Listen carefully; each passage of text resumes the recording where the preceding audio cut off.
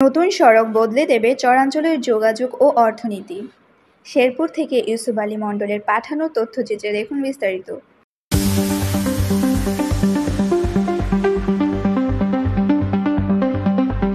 শেরপুর ময়মনসিংহ বিকল্প সড়ক প্রকল্প বদলে দেবে চরবাসীর জীবন। প্রায় ৫৬ কিলোমিটার দীর্ঘ ও ১৩ মিটার প্রস্থের এই সড়কের নির্মাণ ব্যয় ধরা হয়েছে ১,৮৪২ কোটি টাকা। সড়কটিতে থাকছে একটি বড় সেতু, ১৬টি ব্রিজ ও ১২৬টি কালভার্ট। বাস্তবায়ন হলে শেরপুর ও ময়মনসিংহের ২৬টি চরাঞ্চলের প্রায় ১০ লাখ মানুষের যাতায়াত সহজ হবে। আগে চরবাসীদের ময়মনসিংহ যেতে সময় লাগত প্রায় ৩ ঘন্টা, এখন লাগবে মাত্র ৪০ মিনিট।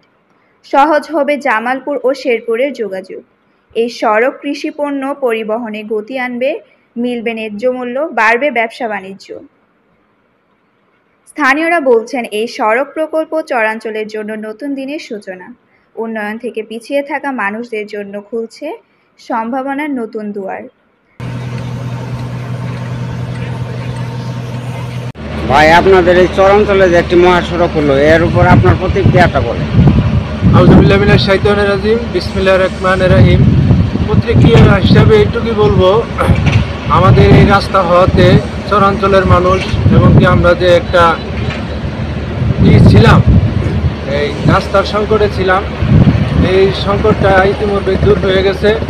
আমি আশা করব কর্তৃপক্ষ যেন এই কাজটা